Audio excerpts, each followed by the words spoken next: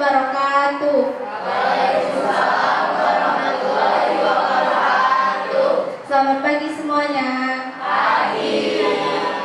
Perkenalkan, nama saya Kanaya Kirina Astika. Saya ketua dari kelompok 1. Saya bersama teman-teman saya akan menjelaskan hasil seni lukis kami. Peta materi bab 1. Pengertian seni lukis salah satu cabang dari seni rupa yang tercipta dari hasil imajinasi seniman yang diekspresikan melalui media garis, warna, tekstur, gelap, terang, bentuk, dan bidang. Selanjutnya Alifah.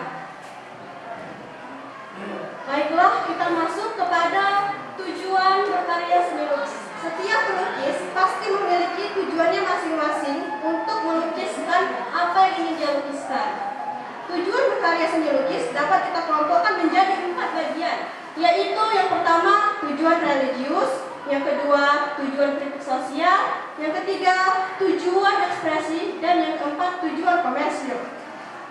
Masuk kepada tujuan yang pertama, yaitu tujuan religius.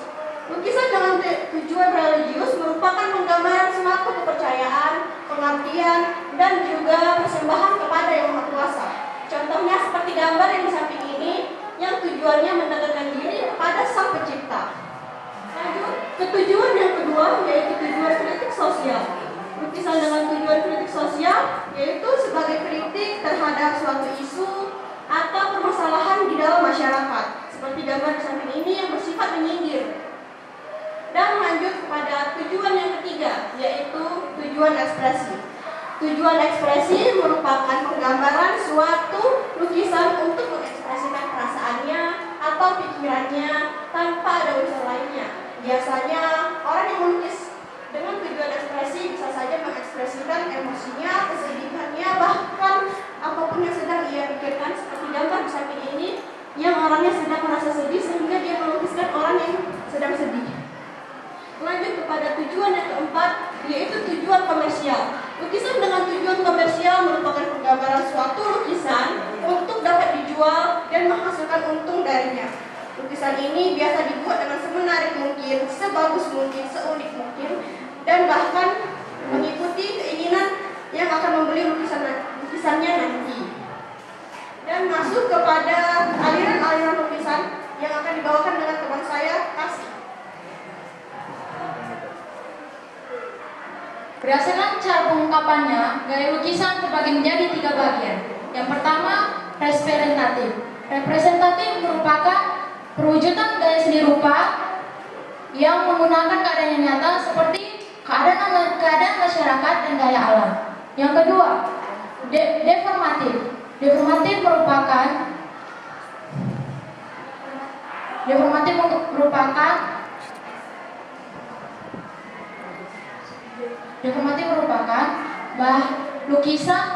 lukisan yang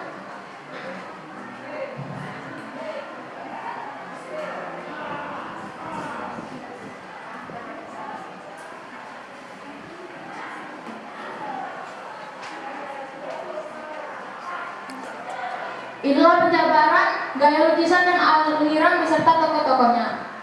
Yang pertama, representatif.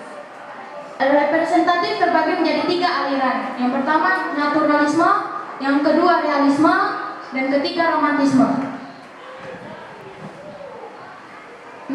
Aliran naturalisme merupakan aliran yang berusaha menampilkan suatu objek lukisan secara alami. Aliran naturalisme ini memang mirip dengan aliran realisme. Bedanya, naturalisme memiliki tambahan supaya lebih indah. Ciri-ciri seni lukis naturalisme. Yang pertama, banyak menggunakan tema alam. Yang kedua, memiliki teknik gradasi warna. Yang ketiga, memiliki susunan perbandingan perspektif, tekstur, pewarnaan, serta gelap terang dikerjakan seteliti mungkin. Nama-nama tokoh naturalisme. Yang pertama, Raden Saleh. Yang kedua, Gambir Ano. Yang ketiga, Abdullah Sudra Subroto. yang keempat Trubus, dan yang kelima Basuki Abdullah. Aliran realisme merupakan aliran yang menampilkan karya lukis apa adanya, tampil dalam kehidupan sehari-hari agar lukisan terlihat lebih nyata. Ciri-ciri aliran seni lukis naturalisme, realisme. Pertama, kebanyakan menampilkan tentang kehidupan sehari-hari. Yang kedua, lukisan apa adanya. Yang ketiga, lukisan yang terlihat menyatu antara objek satu dengan objek lainnya. Nama-nama tokoh realisme. Yang pertama Gustave Courbet, yang kedua Francisco de Goya, yang ketiga Honoré Lumière. Aliran romantisme, aliran seni lukis yang menampilkan lukisan dengan indah dan fantasi. Aliran romantisme bukan hanya bersifat romans, tetapi bersifat tragedi, sejarah, dan pemandangan alam, dan juga menampilkan suatu lukisan dengan fantasi. Ciri-ciri seni lukis romantisme. Yang pertama, kedasarannya melebihi kenyataan, warnanya bersifat kontras dan meriah. Yang ketiga, penuh gerak dan dinamis. Yang keempat, lukisan memiliki cerita emosional dan dahsyat. Dan yang kelima, mengandung kegembiraan dan menyentuh perasaan. Dan yang keenam, pengaturan komposisi dinamis. Nama-nama tokoh romantisme. Yang pertama, Theodore Géricault, Raden Saleh, Jean-Baptiste, dan Eugène Delacroix. Inilah penjabaran gaya lukisan dan ayat serta-serta tokoh. Bagian yang kedua deformatif. Dibagi menjadi 4 bagian. Yang pertama, kubisme, impresionisme, surrealisme, dan ekspresionisme. Aliran kubisme merupakan aliran seni lukis yang memiliki bentuk-bentuk geometris seperti segitiga, kubus, segi empat, lingkaran, silinder, bola, kerucut, dan kotak-kotak. Ciri-ciri aliran seni kubisme memiliki bentuk geometris, dan yang kedua memiliki perpaduan warna yang sangat perspektif. Nama-nama tokoh kubisme. Yang pertama Pablo Picasso, yang kedua Max Singer, yang ketiga Robert Delaunay, yang keempat Braque, yang keenam Cézanne, yang keenam Fernand Léger. Aliran impresionisme. Aliran impresionisme merupakan aliran seni yang berusaha memperlihatkan kesan yang ditangkap objek. Aliran ini biasanya memiliki gambar yang tidak detail atau sedikit kabur. Ciri-ciri seni lukis impresionisme. Gambar dalam lukisan tidak detail, hanya kesan dari kejauhan. Yang kedua, palet warna cerah dan kontras berdasarkan teori pengelompokan warna lingkaran warna. Yang ketiga, fokus menggambar cahaya dipantulkan pada objek, bukan objek itu sendiri. Nama-nama tokoh impresionisme. Yang pertama Auguste Renoir, yang kedua Claude Monet, yang ketiga Mary Cassatt, yang keempat Sisley, yang kelima Edward Degas, yang keenam Camille Pissarro.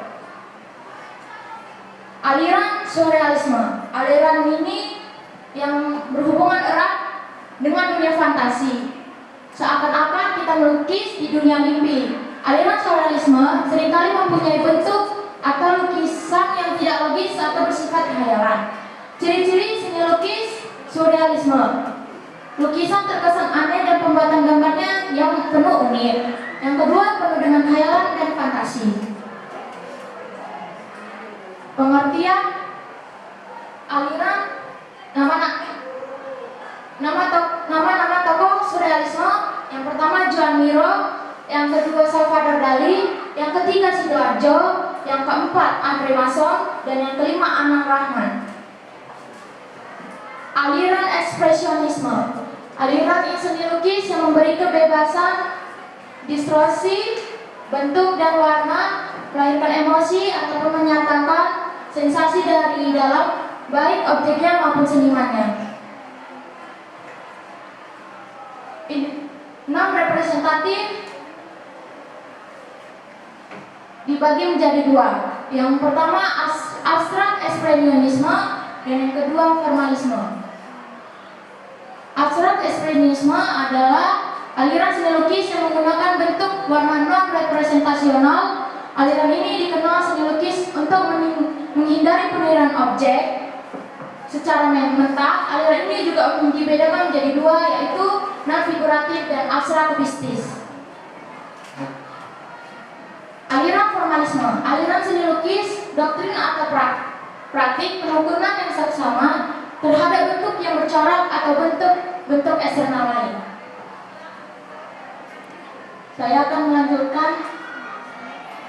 Teman saya akan melanjutkan tema. Tema seni lukis. Seni lukis memiliki beberapa tema, yaitu hubungan antara manusia dengan dirinya sendiri.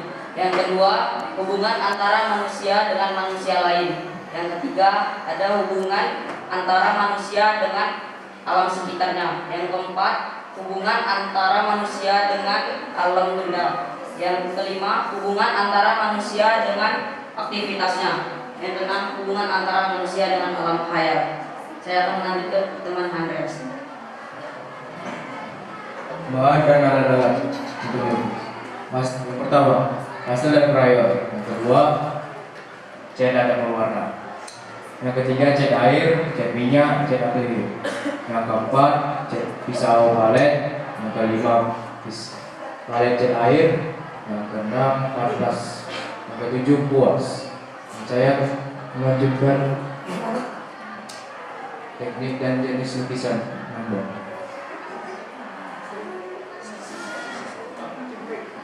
Lukisan cat air, akuarel, mozaik, lukisan kaca, lukisan batik. Teman saya akan melanjutkan prosedur berkarya dan seni lukis. Prosedur berkarya dan seni lukis: memunculkan gagasan, membuat sketsa, menentukan media berkarya atau bahan dan alat, menentukan teknik, mewarnai dan menyempurnakan lukisan.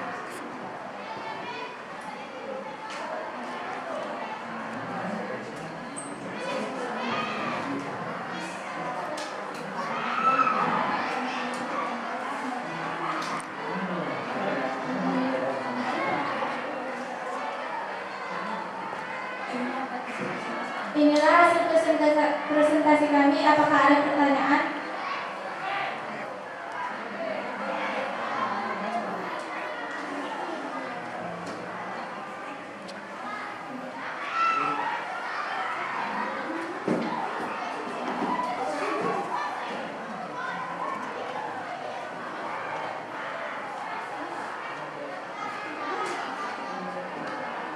Ya, sebelumnya selamat siang. Perkenalkan saya Andra dari kelompok 4 yang ingin bertanya kepada kelompok 1 tentang materi yang sudah mereka jelaskan pada bab 1.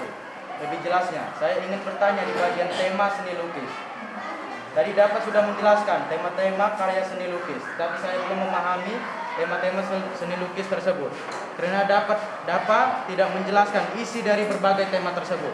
Contoh, tema pertama, manusia dengan dirinya sendiri. Dapat tidak menjelaskan apa itu sih isi dari manusia dengan dirinya sendiri, dan tema-tema lainnya itu yang saya butuhkan penjelasan dari berbagai tema tersebut kepada kelompok 1. Terima kasih.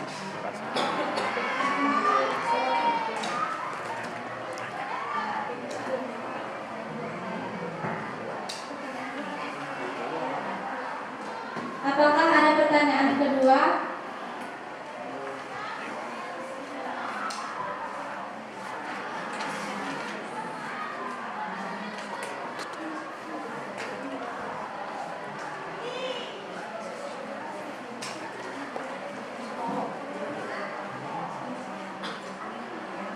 Jika nggak ada pertanyaan